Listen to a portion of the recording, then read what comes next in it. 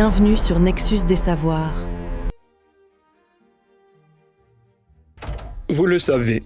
Vous savez ce que vous devriez faire. Vous savez que vous devriez changer cette habitude destructrice. Vous savez que vous devriez oser ce projet qui vous tient à cœur. Vous savez que vous devriez quitter cette situation qui vous étouffe. Vous savez. Et pourtant, vous ne bougez pas. Jour après jour, vous repoussez. Vous trouvez des excuses. Vous rationalisez. Ce n'est pas le bon moment. Je ne suis pas prêt. J'ai trop risqué. J'attendrai que les conditions soient meilleures. Et pendant ce temps, votre vie reste la même. Figée dans des schémas qui ne vous nourrissent plus. Prisonnière de routines qui vous étouffent. Enfermée dans un confort qui ressemble de plus en plus à une prison. Pourquoi ? Pourquoi résistons-nous tant au changement, même quand nous savons qu'il est nécessaire ? Même quand nous savons qu'il nous libérerait ? Même quand nous savons qu'il nous ferait grandir. Aujourd'hui, je voudrais analyser avec vous cette résistance. Non pas pour la condamner, mais pour la comprendre. Parce que comprendre, c'est déjà commencer à se libérer. Et nous allons voir que cette résistance n'est pas un défaut de caractère. Elle n'est pas de la lâcheté, elle n'est pas de la paresse. Elle est inscrite dans votre cerveau, dans votre biologie, dans les structures neurologiques qui ont évolué pendant des millions d'années pour assurer votre survie.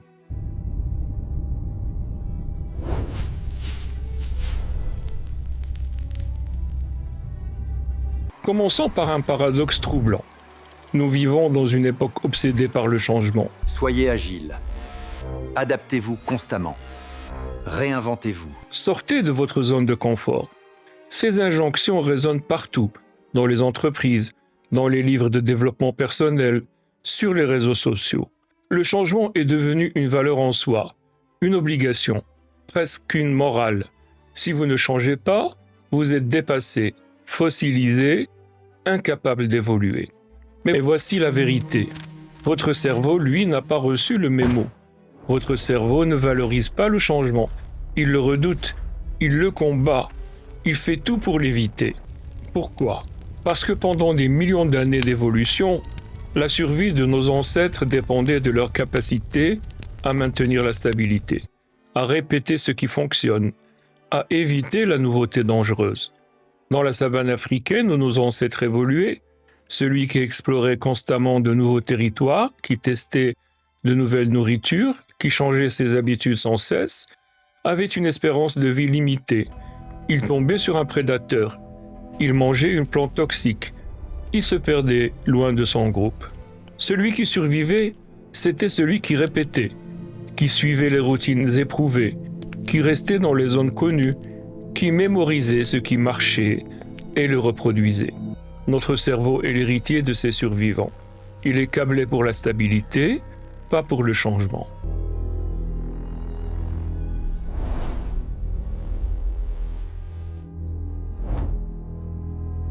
Laissez-moi vous emmener à l'intérieur de votre cerveau, pas de manière abstraite, concrètement, dans les structures neurologiques qui régissent votre comportement. Au centre de votre cerveau, il y a une structure ancienne, primitive, l'amygdale. Elle est petite, de la taille d'une amande, mais son pouvoir est immense. L'amygdale est votre système d'alarme. Son rôle ? Détecter les menaces, déclencher la peur, activer la réponse de combat ou de fuite. Et voici quelque chose de crucial. Pour l'amygdale, toute nouveauté est une menace potentielle. Tout changement déclenche une alerte. Parce que dans la logique évolutive, l'inconnu est dangereux. Ce qui est nouveau peut vous tuer. Alors chaque fois que vous envisagez un changement, quittez votre emploi, déménagez, vous lancez dans un nouveau projet, transformez une habitude, votre amygdale s'active. Elle envoie des signaux d'alarme, elle libère du cortisol, l'hormone du stress. Elle crée cette sensation d'anxiété, d'inconfort, de danger diffus. Et vous, consciemment, vous interprétez ces signaux comme « Ce n'est pas une bonne idée. C'est trop risqué. Je ne devrais pas. » Mais ce n'est pas votre sagesse qui parle, c'est votre amygdale, c'est votre cerveau reptilien qui crie « Danger! Reste où tu es. Le connu est sûr. » Maintenant, il y a une autre structure fondamentale, les ganglions de la base. Ils sont situés profondément dans votre cerveau et leur fonction est fascinante. Ils automatisent vos comportements. Tout ce que vous faites régulièrement, vous brosser les dents, conduire votre voiture, préparer votre café le matin, est géré par les ganglions de la base. Ces comportements deviennent des habitudes, des automatismes, des scripts que votre cerveau exécute sans effort conscient. C'est extraordinairement efficace parce que l'automatisation libère votre cortex préfrontal, la partie rationnelle, consciente de votre cerveau, pour se concentrer sur des tâches plus complexes. Vous n'avez pas besoin de réfléchir à comment vous brossez les dents. Vous le faites automatiquement. Et pendant ce temps, vous pouvez penser à votre journée, à vos projets, à vos préoccupations. Le problème, ces automatismes deviennent des rails. Votre cerveau aime les rails. Ils sont confortables, prévisibles, peu coûteux en énergie. Et changer, c'est sortir des rails. C'est désautomatiser. C'est réengager le cortex préfrontal. C'est dépenser de l'énergie cognitive. Or, votre cerveau est fondamentalement paresseux. Non pas par défaut, mais par design. Il cherche constamment à économiser l'énergie. Parce que l'énergie, dans l'histoire évolutive, était une ressource rare. Il fallait l'économiser. Alors votre cerveau résiste au changement. Non pas parce qu'il vous veut du mal, mais parce que le changement coûte cher. En énergie, en attention, en effort. Permettez-moi de vous faire part d'une anecdote qui m'a été racontée par un ami français. Il y a quelques années, il avait décidé de changer une habitude ancrée depuis des décennies, sa manière de commencer la journée. Pendant toute sa vie, adulte, il se levait, il prenait une douche immédiatement, puis il buvait un café en consultant ses emails. C'était automatique, il ne réfléchissait pas, son corps suivait le script. Mais il avait lu que commencer la journée par la méditation et l'exercice physique améliorait significativement le bien-être. Alors il a décidé de changer. Méditation d'abord, puis exercice, puis douche, puis café. Logiquement, c'était simple. Mais dans la pratique, les premières semaines ont été un enfer. Chaque matin, son corps voulait suivre l'ancien script. Son cerveau résistait. Prends ta douche d'abord. Tu te sentiras mieux. Tu peux méditer après. Et il a compris viscéralement ce que les neurosciences expliquent. Son cerveau détestait ce changement. Il voulait retrouver ses rails, son automatisme confortable. Il a fallu 3 mois d'efforts conscients, quotidiens, pour créer un nouveau rail, pour que la nouvelle routine devienne automatique. Et aujourd'hui, cette routine est ancrée, il ne lutte plus, mais ces 3 mois lui ont montré à quel point notre cerveau résiste physiquement, neurologiquement au changement.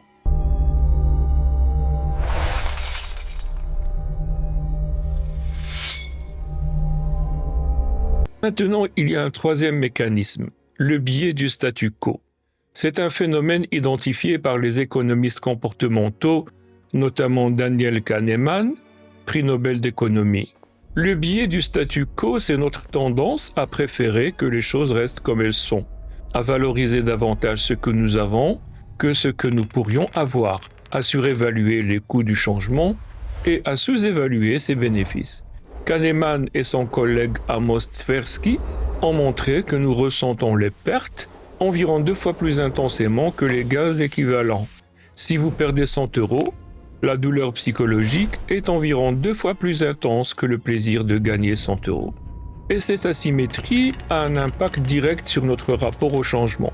Parce que changer implique toujours de perdre quelque chose, même si vous gagnez autre chose en retour. Vous quittez un emploi insatisfaisant pour un projet qui vous passionne, vous perdez la sécurité du salaire, la prévisibilité, le statut connu. Même si vous gagnez la liberté, le sens, la possibilité de vous réaliser, votre cerveau se focalise sur la perte. Vous terminez une relation qui ne vous nourrit plus, vous perdez la compagnie, l'habitude, la familiarité. Même si vous gagnez la possibilité de rencontrer quelqu'un qui vous correspond vraiment, votre cerveau pleure ce qui disparaît. Cette aversion à la perte explique pourquoi nous restons si souvent dans des situations insatisfaisantes. Nous savons rationnellement que nous devrions changer. Mais émotionnellement, neurologiquement, nous surestimons ce que nous perdrons et nous sous-estimons ce que nous gagnerons. Le diable connu semble toujours préférable au diable inconnu, même si le diable connu nous rend malheureux. Et c'est là le piège. Nous confondons familiarité et confort. Ce n'est pas parce qu'une situation est familière qu'elle est confortable. Mais notre cerveau fait cette confusion. Il associe familier à sûr, nouveau à dangereux. Alors nous restons dans le travail qui ne nous épanouit plus, dans la relation qui s'est vidée de son sens, dans les habitudes qui nous limitent, non pas parce que nous le choisissons vraiment, mais parce que notre cerveau résiste au changement. Il y a un autre phénomène fascinant, la dissonance cognitive, concept développé par le psychologue Léon Festinger dans les années 1950. La dissonance cognitive, c'est l'inconfort psychologique que nous ressentons lorsque nos actions contredisent nos croyances. C'est un écart entre ce que nous croyons et ce que nous faisons. Et pour réduire cet inconfort, nous avons deux options. Changer nos actions pour qu'elles correspondent à nos croyances ou changer nos croyances pour qu'elles justifient nos actions. Devinez laquelle nous choisissons le plus souvent. La seconde, parce que changer nos croyances est plus facile que changer nos actions. Exemple, vous savez que vous devriez faire de l'exercice régulièrement. C'est bon pour votre santé, votre énergie, votre bien-être. Vous le croyez sincèrement, mais vous ne le faites pas. Vous restez sédentaire. Cette contradiction crée une dissonance, un inconfort. Alors, au lieu de vous mettre à faire de l'exercice, ce qui demanderait un changement d'action difficile, vous changez votre croyance. Vous trouvez des justifications. En fait, faire trop d'exercices peut être mauvais. J'ai lu un article là-dessus. De toute façon, la génétique joue un rôle plus important que l'exercice. Je suis trop occupé, c'est normal. Et voilà, la dissonance disparaît, pas parce que vous avez changé, mais parce que vous vous êtes convaincu que vous n'aviez pas besoin de changer. Cette rationalisation est pernicieuse, parce qu'elle nous maintient dans l'immobilisme tout en nous donnant l'impression d'être cohérents. Nous ne sommes pas en contradiction, nous avons de bonnes raisons de ne pas changer, des raisons solides, rationnelles.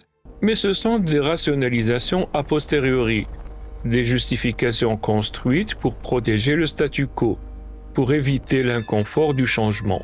J'ai vu ce mécanisme à l'œuvre chez des dizaines d'étudiants, de collègues, d'amis, quelqu'un qui sait qu'il devrait quitter une situation toxique, mais qui construit progressivement un discours justifiant pourquoi il reste.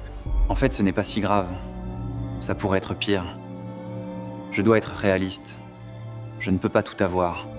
Et année après année, la personne reste, non pas par choix conscient, mais parce qu'elle a rationalisé son immobilisme au point de ne plus percevoir la contradiction.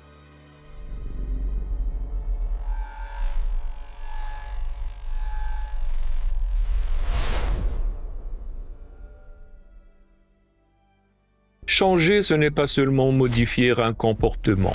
C'est souvent remettre en question qui nous croyons être. C'est menacer notre identité. Vous vous définissez comme quelqu'un de prudent, de raisonnable, de stable. Et changer, prendre un risque, vous lancer dans l'inconnu, entre en contradiction avec cette image de vous-même. Alors vous résistez, non pas parce que le changement est objectivement mauvais, mais parce qu'il vous obligerait à réviser votre conception de vous-même. Le psychologue Robert Keegan de l'université de Harvard parle d'immunité au changement. L'idée est que nous développons des systèmes psychologiques qui nous protègent du changement, comme un système immunitaire qui repousse les corps étrangers. Ces systèmes fonctionnent à travers des croyances cachées, souvent inconscientes, qui nous maintiennent dans nos schémas habituels, même quand ces schémas ne nous servent plus. Exemple concret, une personne veut développer sa confiance en elle, elle sait que cela nécessiterait de s'exposer davantage, de prendre des risques, d'accepter l'échec. Mais inconsciemment, elle a une croyance cachée. Si j'échoue, cela prouvera que je suis incompétente. Et si je suis incompétente, je serai rejetée. Cette croyance crée une immunité, parce que pour se protéger du rejet, la personne évite l'exposition. Elle ne prend pas de risques, elle reste dans sa zone de confort. Et ainsi, elle ne développe jamais la confiance qu'elle désire. Le système est parfaitement cohérent dans sa logique interne. Il protège l'individu d'une menace perçue, le rejet. Mais ce faisant, il l'empêche d'atteindre son objectif, développer la confiance. Keegan appelle cela des engagements concurrents. Nous voulons changer, mais nous avons aussi, simultanément, un engagement inconscient à ne pas changer. Parce que changer nous expose à quelque chose que nous redoutons encore plus que l'insatisfaction actuelle. Laissez-moi vous raconter ma propre expérience de cette immunité. Pendant longtemps, je voulais lancer ma chaîne YouTube de vulgarisation de concepts philosophiques et psychologiques destinés au grand public. J'avais les compétences, j'avais les idées, j'avais même du temps. Mais je ne le faisais pas. Je trouvais toujours des raisons. Je dois d'abord finir mes articles académiques. Ce n'est pas le bon moment. Je ne suis pas sûr de mon angle. Jusqu'à ce qu'un ami, lui-même auteur, me confronte. Tu ne veux pas vraiment lancer cette chaîne. Ou plutôt, tu veux et tu ne veux pas. Qu'est-ce qui t'en empêche vraiment ? J'ai réfléchi profondément et j'ai découvert une croyance cachée. Si je lance cette chaîne YouTube pour le grand public, mes pairs académiques me percevront comme moins sérieux, comme quelqu'un qui vulgarise parce qu'il n'est pas capable de produire de la recherche pointue. Cette croyance me protégeait du jugement académique, mais elle m'empêchait de réaliser un projet qui me tenait vraiment à cœur. Une fois identifié, j'ai pu la questionner. Est-ce vraiment vrai ? Mes pairs les plus respectés ne méprisaient pas la vulgarisation. Au contraire, beaucoup l'encourageaient. La croyance était fausse, mais elle me dominait tant que je ne l'avais pas identifiée.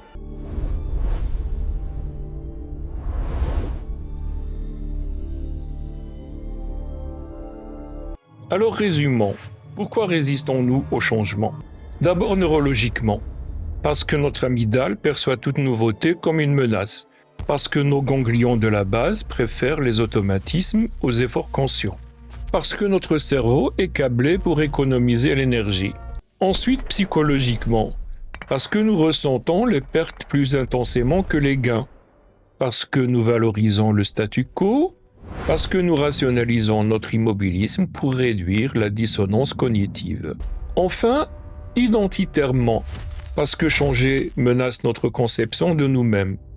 Parce que nous développons des immunités psychologiques qui nous protègent de menaces perçues.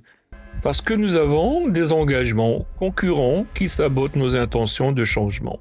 La résistance au changement n'est pas un défaut. C'est un système de protection. Un système qui a été utile pendant des millions d'années, qui nous a permis de survivre dans des environnements hostiles. Mais aujourd'hui, dans notre monde en transformation rapide, ce système devient souvent un obstacle. Il nous maintient dans des situations qui ne nous servent plus. Il nous empêche de nous adapter, de grandir, de nous réaliser. Alors comment faire ? Je ne vais pas vous donner de solution toute faite aujourd'hui, parce que comprendre est déjà une étape essentielle. Identifier ces mécanismes, c'est déjà commencer à s'en libérer. Dans les prochains épisodes de cette série, nous explorerons des stratégies concrètes. Nous verrons comment travailler avec votre cerveau plutôt que contre lui, comment créer des micro-transitions qui contournent la résistance, comment transformer progressivement vos habitudes sans déclencher l'alarme de l'amygdale. Mais aujourd'hui, je voudrais que vous repartiez avec une prise de conscience, une seule. La prochaine fois que vous vous surprendrez à résister à un changement que vous savez nécessaire, au lieu de vous juger « Je suis faible, je suis lâche, je manque de volonté », Arrêtez-vous. et demandez-vous « Qu'est-ce que mon cerveau est en train de protéger ? Quelle perte redoute-t-il ? Quelle menace perçoit-il ? Quelle croyance cachée m'empêche d'avancer ?» Ces simples questions changent tout, parce qu'elles transforment la résistance en information. Au lieu d'être un ennemi à combattre, elle devient un signal à comprendre. Votre résistance vous parle, elle vous dit quelque chose d'important sur vos peurs, vos croyances, vos besoins de protection. Et si vous écoutez attentivement, si vous décryptez le message, vous pouvez commencer à négocier avec cette résistance. Non pas la vaincre, non pas la supprimer, mais la comprendre, la rassurer, l'accompagner. Parce que le changement n'est pas une bataille, ce n'est pas votre volonté contre votre cerveau, c'est un dialogue, une négociation entre différentes parties de vous-même, entre la partie qui veut évoluer et la partie qui veut se protéger. Et quand vous comprenez ce dialogue, quand vous lui donnez de l'espace, quand vous l'honorez, alors quelque chose de nouveau devient possible. Le changement cesse d'être une violence que vous vous infligez. Il devient une transformation que vous accompagnez. Dans le prochain épisode, nous explorons le paradoxe temporel du changement. Pourquoi avons-nous tant de mal à agir maintenant, préférant toujours reporter à demain? Et comment pouvons-nous sortir de cette procrastination chronique qui nous empoisonne dans l'immobilisme?